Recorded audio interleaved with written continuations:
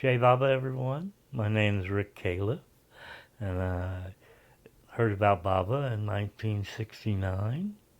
But I'll regress a little bit to give you a flavor of my childhood and how Baba interacted with me. Um, it was so incredible that when I was young, I always was seeking something. I was dyslexic, and in that caused all sorts of mischief and me feeling very anxious and not trusting the people because they kept telling me I could read, but I couldn't. And that was even at kindergarten level. When I was 6 years old, my father brought a man home and I was molested. But that's just part of my being. Actually, Baba had a hand in it, I'm sure. Um, but it took many years to get over that, and it only added to my mistrust of people. Being in a reading circle as a child in first grade, I couldn't even read a single word on the page. The teacher would say it to me and I could repeat it, but as soon as I turned the page, it looked like Sanskrit. That went on. They held me back in second grade, and then they held me back in fourth grade. And when I saw all of my friends go ahead again, it just really captivated me and made me not trust. And after that, I didn't want to live anymore. I said, it's not worth it. So we had a porch, and it was open, and I went out and got in the lounge chair and put a loaded shotgun in my mouth and my toe on the trigger. And I said, God, if you are alive, you have to give me some sign. At that time, a dove hit the corner of the house, and the light shined so bright. And I heard a voice say, be happy. A time will come when you'll understand. And so, I was about 11, I think, at that age. I got myself a dog, and I named it Happy. And this dog was the most incredible dog. He would come and take me by the hand, and we would walk together. And but he was a hunting dog, and 2 years later, we were going for Christmas to my grandmother's house, and we stopped at my uncle's house. And my uncle and my father took the dog out and shot it. Crushed me. I really was crushed again. And it was very painful because the dog loved me so and I loved it so. But anyway, I got over that. And when I turned 16, my father bought me a Volkswagen bus, and so I was movable. And then the coaches at the high school I was in, they were looking at me and said, oh my God, you've got tremendous calves. So they took an interest, and anyone who took an interest in me at that time made me happy.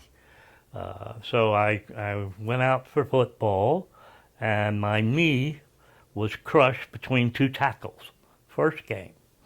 And so I had to have it operated on and put a cast on. Now here is where it starts. I went to a Baba meeting. I saw a poster that said a Baba meeting at Emory University.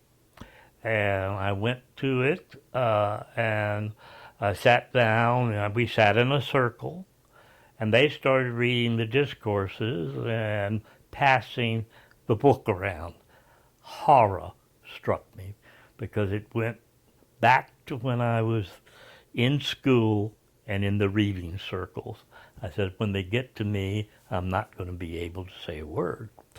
But Baba stopped it right before it got to me, and Jenny sung her song, "Don't worry, be happy, Meherabad loves us all." And that's when Baba touched my heart, and it was like a kitchen box of matches being slowly struck, and it just bubbled up, and tears just started flowing naturally out of happiness for Baba. I got up, and everybody said, "Oh, that Rick Califf, he's so full of love." And Charles and I, who I consider my link to Baba, he gave me a copy of the second discourses. Of course, I said, what am I going to do with this? And, I was still in high school in Sandy Spring. And another note there, my father was personnel director of Fulton County Schools.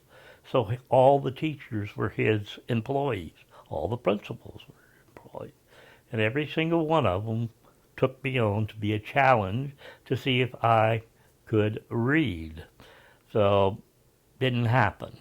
But that second discourse, when the bell rang, we always had a smoke break. That's what we called it. And went outside. And I opened up the discourses, and all of a sudden the words came flying off the page into my mind, and I could say words like Sanskara, Maya, and I was able to read the whole discourse. But that was Baba, purely Baba. I can't tell you how incredible the feeling was to be free of that chain of not being able to read. Baba, after that, I told everyone I met about Baba, and my teacher in high school. I changed schools. I changed from a Fulton County school where I was in an hourglass as being Mr. Califf's son, to an open campus in DeKalb County. And a teacher was there that had come from California and knew about dyslexia, and she had some tricks that she helped me learn. And in that year that I was in that school, my social studies teacher wrote my name up on the board, and it says, Rick Califf, if you would like a friend and learn about Meherabad. And she wrote Meherabad on the chalkboard. So Baba was just having that hand unfolding my love for him by other people's reaction when I told them about Meherabad. Soon after that, I'd say in 1970, Phil Smith came to my house. We had a huge painting from Leonard I bought. In the wood blooms the rose. And it sat on the mantelpiece in my parents' house. And they had the Baba children come over for barbecues and Baba meetings, and my father and my mother both were such great hosts. I'll put a note in there. My father, Kitty, when anyone came in and said they had an education degree, they would send them to my father, and he would put them in probably the worst schools he could think of. And they always shined. They always helped the children. I think, Charles was hired and went down to one of the schools. So I was saying about Phil. Phil Smith came in and sat down on the couch. He was dating my sister. And he said, "Who is that?" And I answered rather coyly. I said, "You really don't want to know." And I went back to a story I'd heard about Margaret Crass seeing two Baba lovers come by, and they were laughing and chit-chatting. And she said, "Well, they're in the pink cloud now. They don't know that Baba's going to bring the whole house down." So that's what I finally told Phil that and gave him a copy of the Rolling Stones with Baba on it. And he became a great Baba lover, I do believe. He and Deborah Manning Smith went to India and I think helped in the clinic with Go Hair. Oh, Lord. From there, I was 17 and I came to the center in my Volkswagen, and I had a couple of high school friends with me, and we pulled into the gate automatically. My speed up just went over and stopped right at the gate, and the gate was locked, of course, and I was in cutoffs, and I don't think I even had a T-shirt on. I walked completely in to the center core, and the night watchman wasn't there. It was empty, and I looked at the lake, and I was barefooted. Oh, Baba. Hey, but he protected me. He probably just knew that I was young and innocent and didn't know what I was doing. So I came back, and when I came back, Kitty and Elizabeth were standing at the gate waiting for me. And they didn't say a word. They saw me and looked at me and said, "Come on, we'll take you to get you registered at Kitty's house." Kitty and Elizabeth asked how we heard about Baba and so forth. And then we came back to the Green Cottage, which was right close to the gate, and that was my first night on the center. Charles was there, Warren Hicks, and I think Charles told us Baba always wanted us to snap the mosquitoes so they wouldn't bite us at a later date. So that's what we did and counted them. Now let's jump forward to where I went into Kitty's office and asked her about India. And Elizabeth happened to walk by the door. And she says, "Oh, you're going to India? Jane and I are planning a trip in October." And I said, "Oh, okay." And Elizabeth said, "Well, come with me. We'll have a cup of tea on the porch." So we had a cup of tea, and she discussed India and something about the great darshan, and that this would be the first time that she and Jane returned to India. And would I accompany them? I said, "Okay." And Kitty came by the door and said, "You don't need to waste your time, Elizabeth. He can find all that information in a book." And says, "No, this is a special occasion, and Jane and I are going." And Kitty sort of scooted on off back to the room. And then Elizabeth there, I had a cup of tea, and she told me some stories about Baba. Then we met again in New York, getting on the plane. And they sat 2 seats in front of me, and I sat back, and Elizabeth would stand up and rest her legs and walk by and come by and sit down and tell me a few stories about Baba. But she had such a wonderful manner to her. I've never seen such poignant pause in talking about Meherabad. It really touched my heart. But we were on I call them a cattle airplane, because it stopped in England, it stopped in France and Germany, and then in Rome. And when in Rome, Elizabeth stood up and came back to me and said, "Would you mail these letters for me?" And I said, "Oh, absolutely." So she and Jane stayed on the plane, and as I was getting off the plane, these Italian men were running by, didn't understand a word they were saying, but they were going on strike. So I was left in the airport with her letters. I found a place to put them, but we stayed in there for an hour and a half.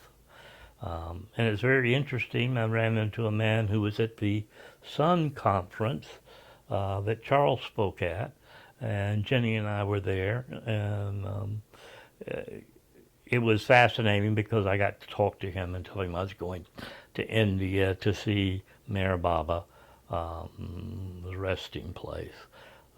Elizabeth, and when I got back on the plane finally an hour and a half later, she says, "Jane, I wondered if you walked those letters to Atlanta to mail them." I said, "No, no, no, I got stuck." We stopped in Lebanon to refuel in the desert. And Elizabeth said, "I want a Lebanese coffee."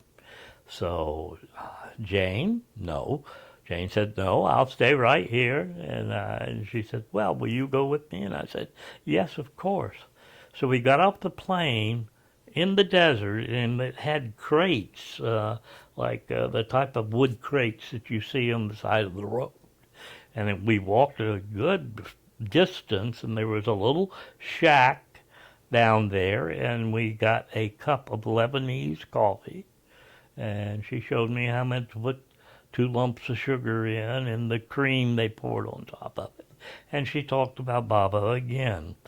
I should have written these stories down, but I didn't. It just touched my heart to be with her and to hold her hand and help her back to the plane. And so that started a real friendship in my heart. Then we landed in Bombay, and the whole Bombay group was there to meet Elizabeth.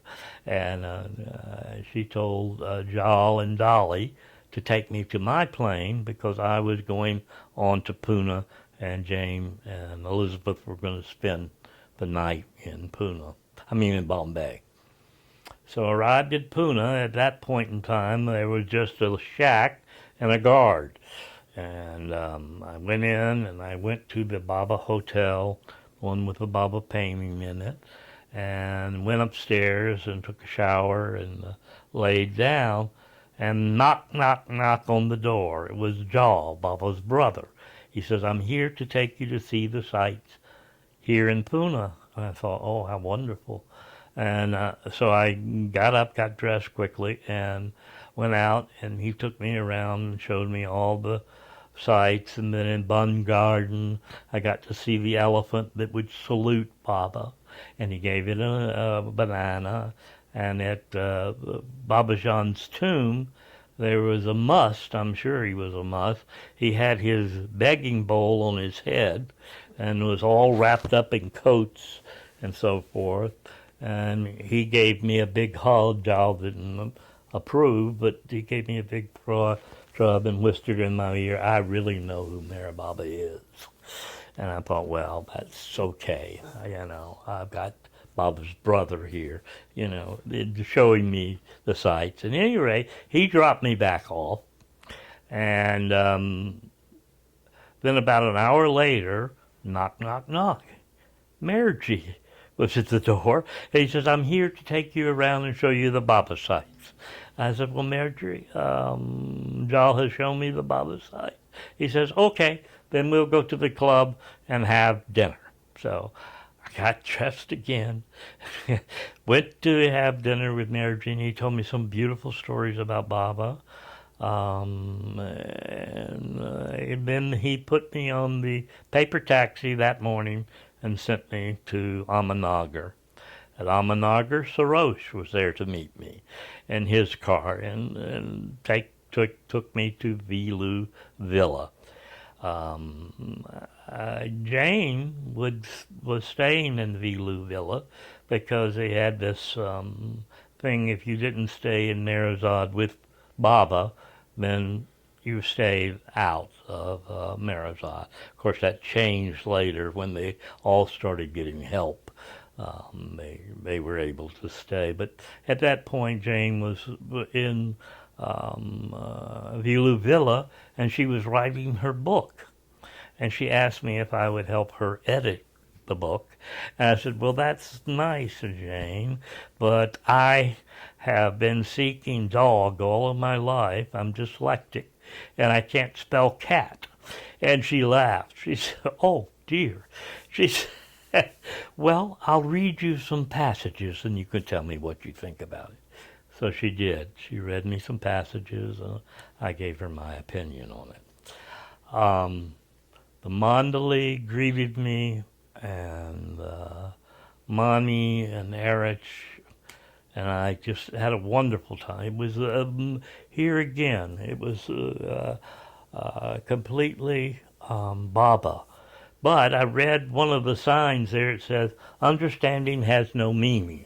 So I said, "Okay, back to what I thought." You know, here I am, 19 years old, and Sarosh just took me under his wing, and I would travel with him.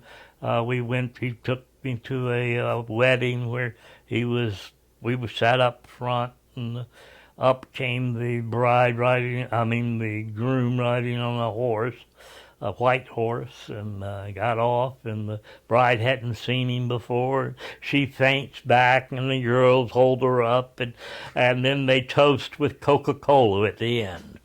And Sarosh was so, he says, well, now, Rick, I see you have a love interest back in Atlanta, Jenny. Okay, Jenny Williamson was her name, and she was the one in the Baba meeting that sung the song where Baba touched my heart. So she and I were planning on getting married, and Sarosh says, "Well, I have a niece. You know, you can marry and be in the family." I said, "Oh, I think I better marry Jenny at this point in time." And at any rate, he laughed it off, and we really and truly had a wonderful time. And of course, I played cards with Vilu, and it was crowded, the Vilu Villa at that time. A lot of people decided to come. Myself, I took a trip to Mahabaleshwar, and with Elaine and another person, and I got deathly ill up there, and I came back to Vilu Villa, and Sarosh set a cot right out their room on a side porch, and my temperature went up to 104, and they called in a specialist, and he got out a needle that looked like from World War I, and shook up this stuff that looked like mud to me, and stuck it in my arm, and then gave me these tablets, said, "Poison, do not take." It was cyanide to make the medicine work stronger, but Sarosh was there, and he was patting my head with cold cloths, and I just had never been treated so lovingly. I just, it was unbelievable to me, the attention to detail, and so my insecurities were being played by Baba. I was beginning to trust people. And I Baba showed me so strongly that his presence was there. I when I got ready to leave, Mara came out and stood by the post with her hands clasped. I was the only one here, and I'm sure the girls were in the background, but I was focused on what Mara had to say. And she says, "Dear Ricky, I don't know why you're so shy, but your Baba loves you." And she says, "When you leave this garden, say, 'Baba, Baba, Baba.' When you get into the taxi cab, say, 'Baba, Baba, Baba.' When you leave Meherabad, say, 'Baba, Baba, Baba.' When you're in Pune, Baba, Baba, Baba. When you get on the plane, Baba, Baba, Baba. When you get home, Baba, Baba, Baba."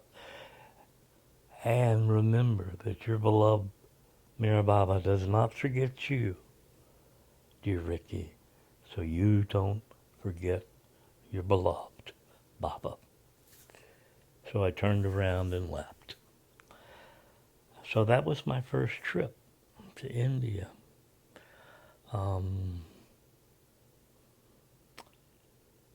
What an ending. That just really, really, really struck chord with me. And I also, Mansari, when I was up at the tomb, just was absolutely lovely, giving me a tomb cloth, giving me roses that actually were on Baba's body in the when they interred him, and dirt that they pulled up out of the tomb. And Baba meditated, they said, inside there and on the tiles. And so she gave me a piece of the tile, which I have. And it was incredible. Here these people were pouring love, and I hadn't felt that.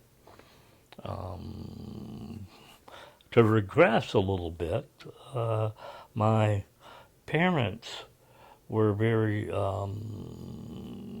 intolerable with me. In my room, I heard voices. People were talking and laughing, and it was like they were right next to my bed. And I would tell my parents about it. They said, no, you're not hearing anything. Go back, get back in bed. But here again, it was the trust factor. I was not very trusting of people because I was hearing the voices. And I heard them for a number of years, and then my parents decided to redo their bedroom and sleep in my bedroom. Well, they slept in my bedroom and they heard the voices. It was an echo chamber across the way for an apartment complex. So, no, I was not hearing voices from the Twilight Zone. I was actually physically hearing voices. And my parents discovered that and apologized for all those years that they sent me back into my room and not listening. But there again, Baba was playing the card of trust. He was waiting to introduce himself, and maybe he had been there all along. It was just an awakening that I needed. So I was called back to the States because my grandfather was ill. He was in the hospital, and my parents wanted me to be there, so I was, and he passed away shortly after I had gotten there. But Baba had a hold of me, so I just, went a long time starting to trust other people. And of course the Baba group in Imri was still going strong, and I got involved with that. Later, we opened up a center on Virginia Highland Circle, and I got involved with that. Baba really, really showed me how to love and how to love unconditionally. And therefore, I accepted what Baba did for me as a child, and it sort of all washed away.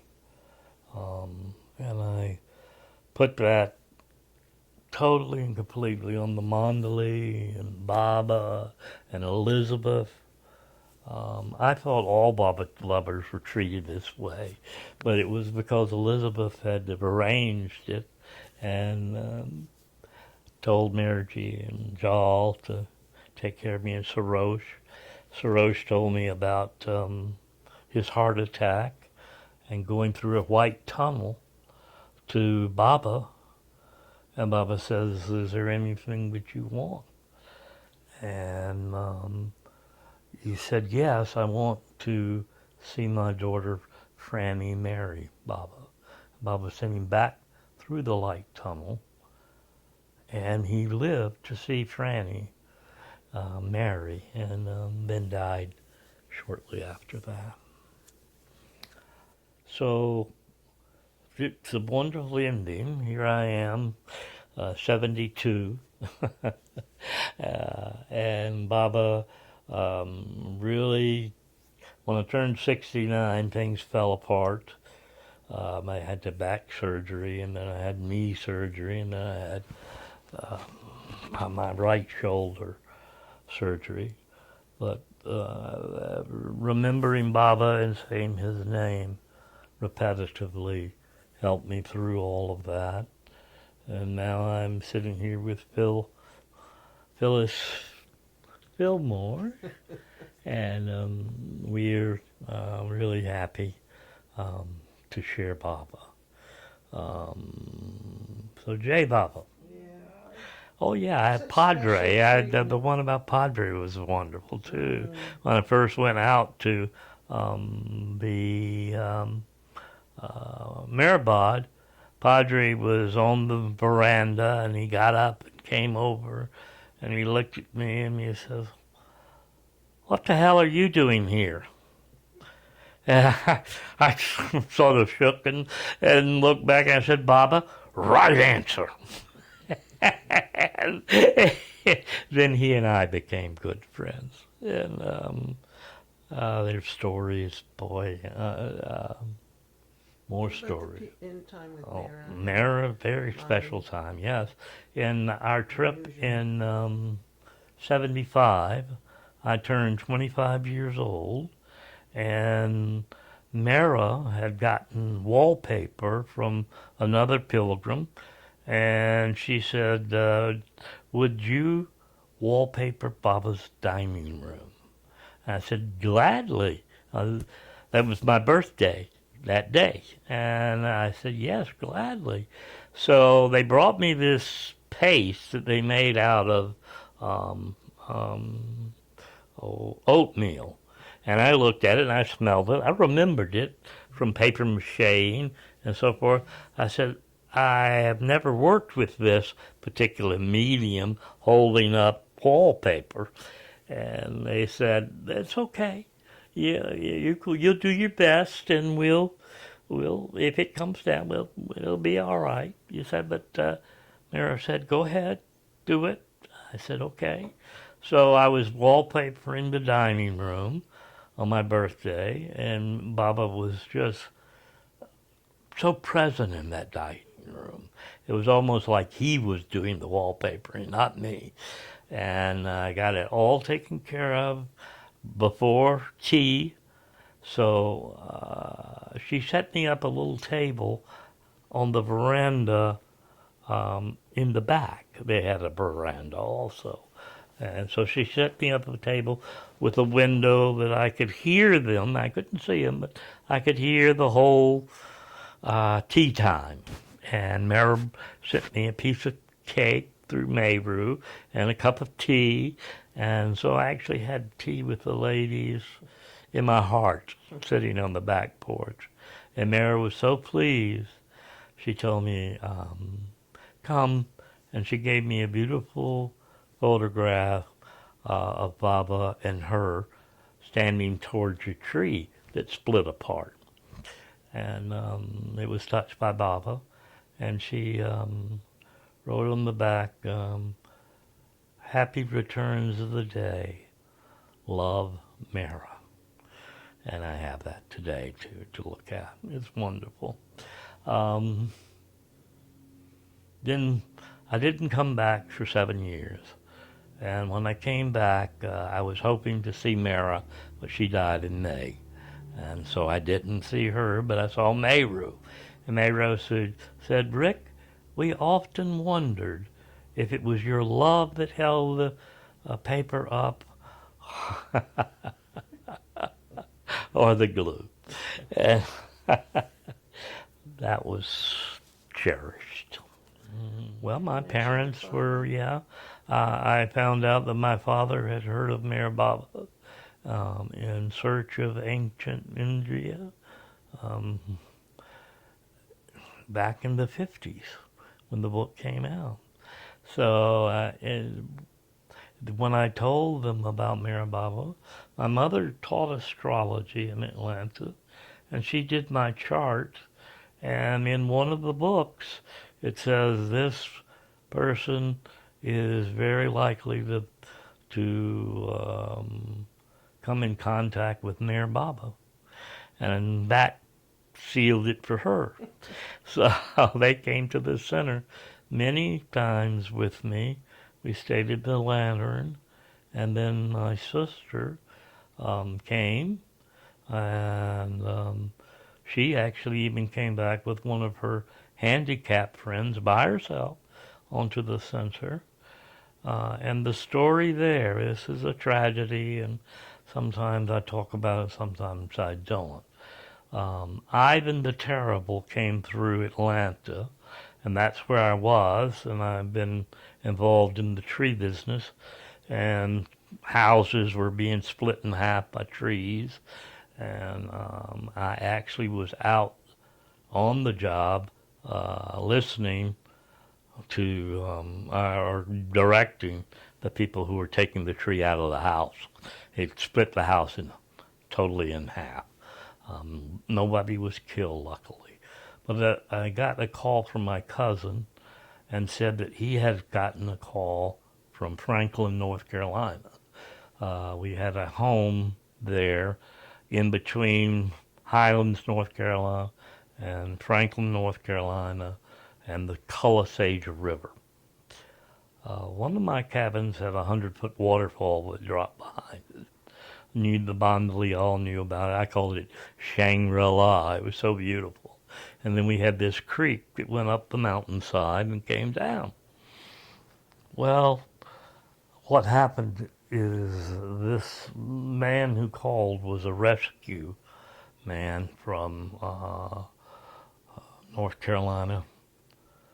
And he said that my sister drowned, my one great nephew drowned, another great nephew was in the stomach of my niece-in-law, and she was trapped in one of the houses. All the houses were taken completely off their foundation. You could only see the foundation. The debris was 20 foot high, and she was trapped under a log with her child on one foot and my sister on the other. And my sister lived long enough to say, she's too cold, I can't hang on. But she had Baba. She knew of Baba. She had visited the center, so she was Baba's, and I knew that.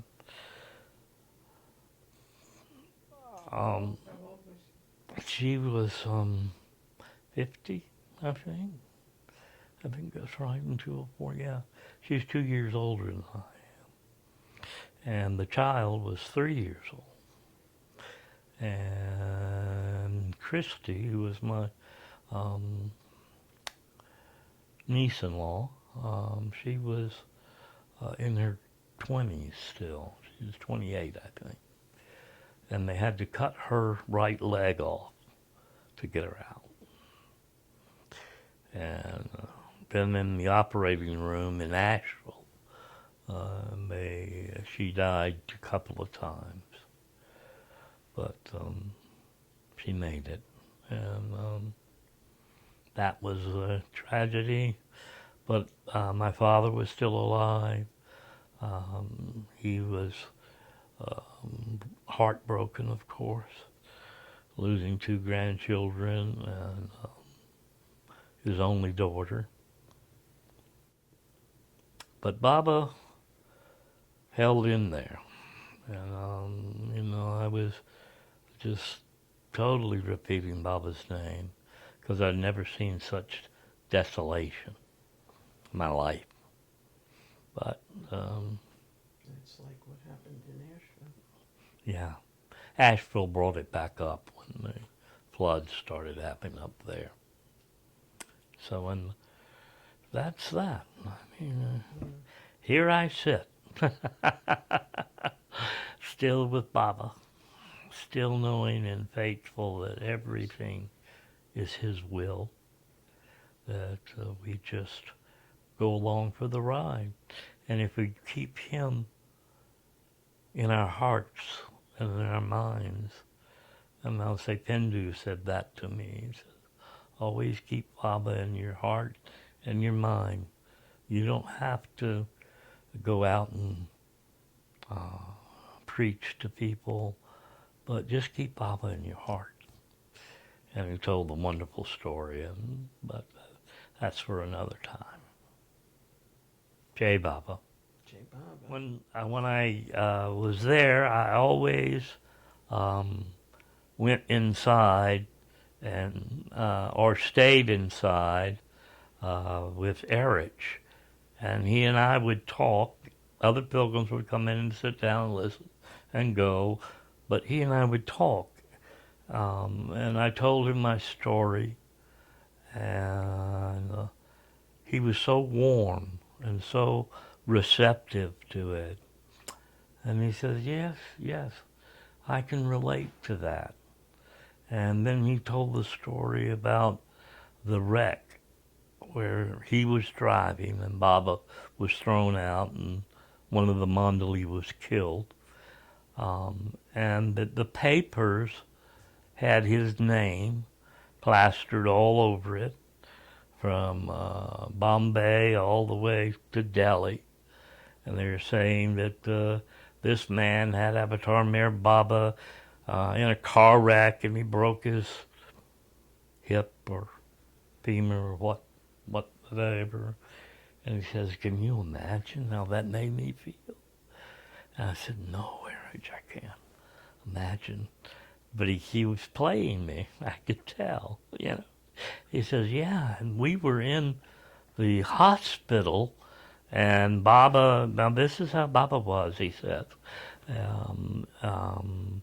He said, Baba, what was the term he used? We were on silence and couldn't eat or speak. And Baba sent a message through one of the Mandali that they could take the medicine, but to remain silent and so forth. But he says, how do you think that made us feel, though? And I was just thinking, that's pretty rough.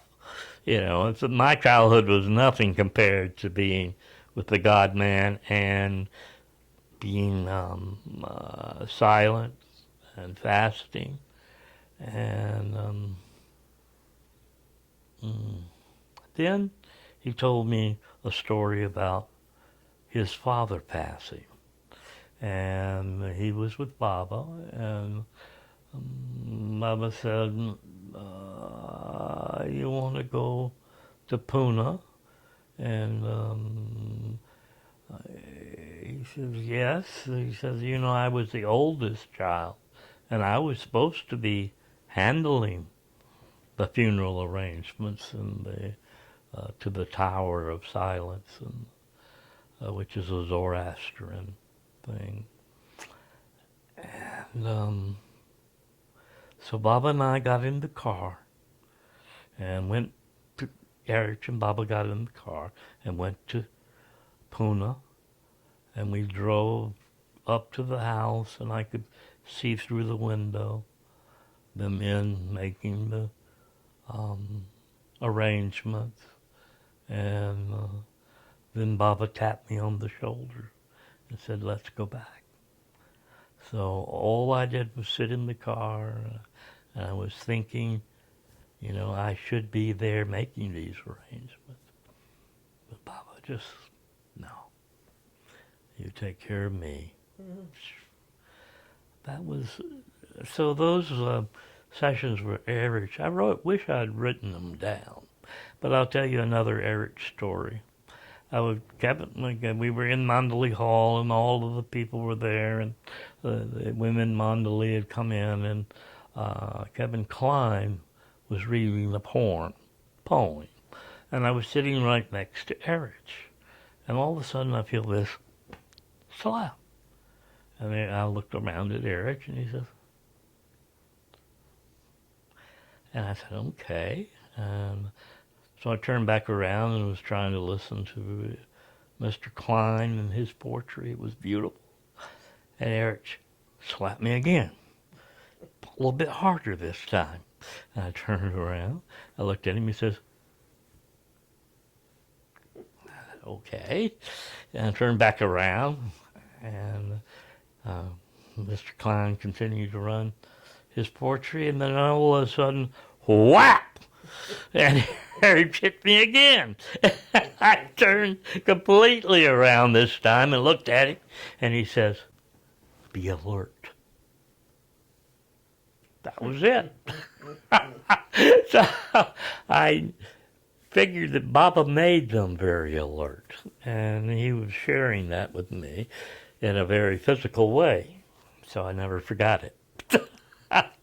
So be alert.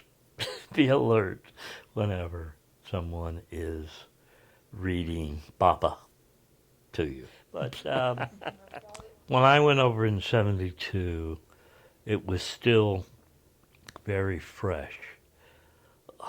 When Mara visited the tomb, Mommy grabbed my hand and pulled me in there, and I witnessed Mara's grief. She would pick up every rose and kiss it and put it on Baba. And the grief was so powerful, the longing to be with Baba, you could see in every kiss of the rose that she put down. But she was in tears. I think I teared up, and the women Mandali were holding her and holding her back, because it was almost like she was diving into Baba to stay there. She wanted to stay there. And that was another moment of mine where I just completely was immersed in Baba with the feeling of love in my heart, but not the longing that she portrayed in every movement. You could tell. And then they all helped her out. And of course, I jumped out. And but that experience with Mara would never leave me, never. And let's go from there to Lynn Ott's visit. Lynn Ott was visited and to Meherabad, and the Mandali loved Lynn Ott because of all his paintings that were there. And Lynn Ott got sick, deathly ill, threw up blood all over the floor, and we were down in the original The big building hadn't been built up on the hill. And I was there, and I helped Lynn. I stayed with him in the hospital. And as I was staying there in the hospital, they all laughed because I always brought these expensive perfumes. And, you know, we were in this hospital room and there was nothing. The windows were open, the chickens were in the windows. And Lynn was laying there ill. And I can't imagine what was going through his mind, being blind. And, you know, everything was just, the nurses were doing everything they could for him. And then they brought in this enema. And they said, "Oh, you must help." I said, "Oh, really?" So there I am holding an enema bag up, and they would take the water and pour it back in, pour it back in, pour it back in. And I was sitting there thinking, I'm going to faint. Baba, I'm going to faint. And but I didn't. I held up, and they, Baba, it was so terrible. And I had my Oscar de la Rent perfume, and I started squeezing that in the air. And after that, I had to pick him up and hold him and take him down these stairs to where the x-ray machine was. And I will never forget, we talked to Phyllis. Of course, she was irate, and she said to me, "You bring my what did she say? Bring my Lynn back. And you don't let anything happen to him." I said, "Okay, I'll do my best." And Mommy grabbed me and said, "Thank you for taking care of our precious Lynn." And I said, "Oh, no, it's fine." And she corrected me. She said, "No, listen to me. Thank you for taking care of Lynn." And boy, that was powerful. And then she brought me a little something from Baba and gave it to me. I need to interrupt because Lynn told me that happened immediately after he put something into the Dooney. Is that right? That's what he told I me. hadn't heard that part. I didn't know that part. Yeah, that's cool. Because when I walked into Del Ruba, Lynn was sitting down, and he stood up when somebody told him, it was Rick Hay, he stood up and said, "This is the man who saved my life in India." Of course, I was just doing what I felt was right. And Lynn and I had a conversation, and Lynn and my father, because my father was an artist, and he could talk art on any level. And he and Lynn got along very fine. And Phyllis, she always thanked me for helping Lynn out. There was another boy there that was a nurse also, so it wasn't just me. I was on the center. They put me and my father in the log cabin, and Mother stayed in the guest house. And we met in the morning. I came out, my mother came out, and we met, and she was crying. And she came over and hugged me, and she says, "I cannot imagine how horrible your childhood was."